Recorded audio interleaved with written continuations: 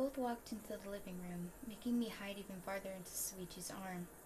I could tell he was nervous as well when he put a protective arm around my shoulder. Detective Kirigiri and Detective Ludenburg, the purple-haired female, stated as she and the other held out their badges for us to see. Kirigiri walked into the living room and looked down at the file of papers that were stashed under her arm. I could barely see the file, but from what I could make out, it was the files on the missing kids. We are here because Hajime Hinata claims you have found the lost kids that went missing 3 years prior. And there are 5 here, so where are the other 10? She asked, returning the file to her side. Hajime looked over to me and Shuichi for the answer. I didn't want to have to bring that up again, but they probably need to know what happened in that place. Well, they weren't able to make it out of the killing game we were all trapped in, Maki said bluntly, making the other detective quickly write something down on a notepad she had in her hand. Kirigiri spoke again. So tell me about this killing game. Who ran it? Why were you trapped there? And how did you manage to get out? She asked Maki. I felt nervous and paranoid from being in the presence of them. 1, because I was crying and still have tears in my eyes, and 2, because I don't have a shirt on and all my scars are exposed. I felt Shuichi move from beside me, and he grabbed his jacket and wrapped it around me before placing me in his lap. I felt my face become hot because of how confident Shuichi was acting. I looked him in the eyes for a moment before Maki spoke. Tsumugi Shirogane was the mastermind behind the killing game alongside a robot bear named Monokuma. She paused, letting the detective write that down. Detective Ludenburg finished writing as Shuichi moved his hands to my cheeks to gently wipe my tears away. When he finished, he cupped my cheeks and gently kissed my forehead. This made the fact that I was exhausted more apparent. I wanted to fall asleep on him, and I knew he would be totally okay with that, but there are other people in the room.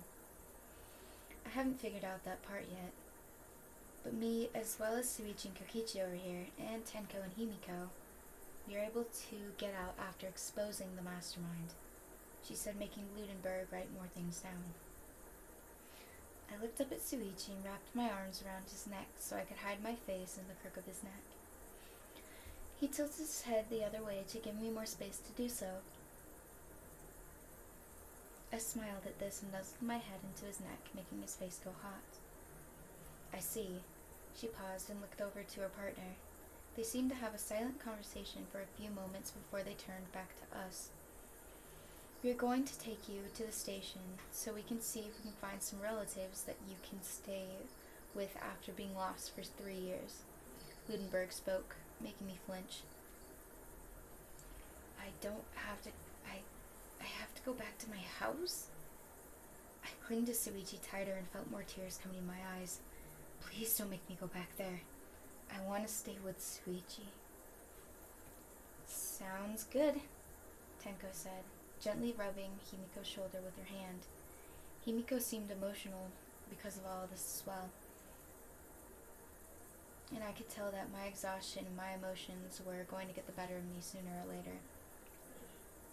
Okay, then come with us, Ludenburg said before she ushered us to the door.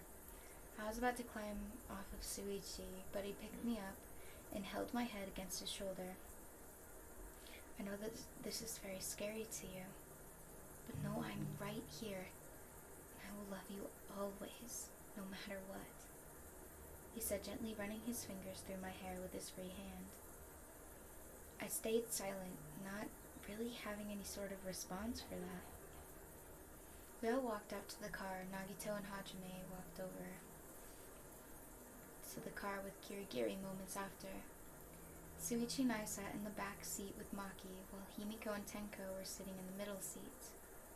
I felt a little claustrophobic in the back, but I was with Shuichi, so that canceled out my fear.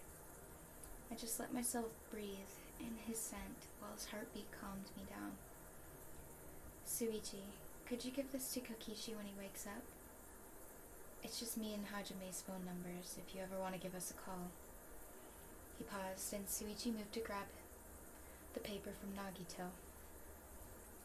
I I know we don't know each other very well, but if you are Kokichi's boyfriend, I'm sure we will become good friends, he said with a smile before Gogo waved goodbye to the lot of us. Bye-bye, she said with a sniffle. I heard Tenko move over to Gogo before she picked her up. It's alright. It's not goodbye. It's only see you later. We are going to keep in touch so we can see each other again, Tenko said with a smile. Gogo giggled at this. I'm glad, she said with a smile before she went around giving us all hugs. She gave Shuichi a handshake because she presumed that I was sleeping, which I wish I was. Not because I want to miss this or anything, I'm just so fucking tired. Bye-bye, she said from outside of the car. I could hear Nagito and Hajime laugh a bit before they said the same. Goodbye, best of luck. That was all they said before the door was shut. Kirigiri and Ludenburg took the seats in front. Ludenburg drove while Kirigiri read over the notes. I held my eyes closed as the car started moving. It was nice and quiet, and Shuichi was so warm, and it just made me so sleepy. I felt Kokichi go limp against me. He must have fallen asleep. I smiled and pulled him up a little so he could be higher on my chest. I let my hand rub his back while the other held him up from his waist. The car hummed in the background of the sound of Kokichi's soft snores. His eyes still had bags under them, and they seemed to be getting better recently. I hope that getting back into society will help him sleep better as well.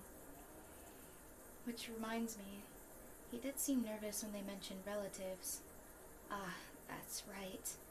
My uncle is probably going to be the one to pick me up, and honestly, it's going to be lonely, but it's manageable. I looked back down at Kokichi. I hope that if his parents are no good, I can have him come with me.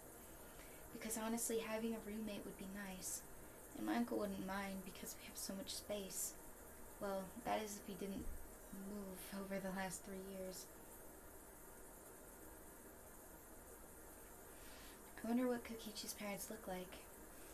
I hope that if they do come to pick up Kokichi, that they are accepting this relationship, because we are almost 18 years old, and I want to marry him when I get the chance, because I love Kokichi, and I want to stay with him forever. This is all assuming he says yes when I propose. Wait, I shouldn't be rushing things. I shook my head a few times. I'm his boyfriend, and I love being able to be this close to him. And I hope that one day we can become something more. As Kokichi clung to me and was gently nuzzling into my neck, it made me feel tired. It must be because of all the things that have taken place in the last couple hours. But what matters is that we are out of that place and that we are together.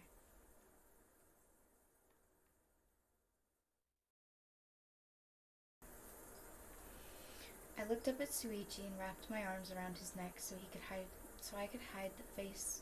Well, I could hide the face. Sorry, I'm kind of sick. As Kokichi clung to me, as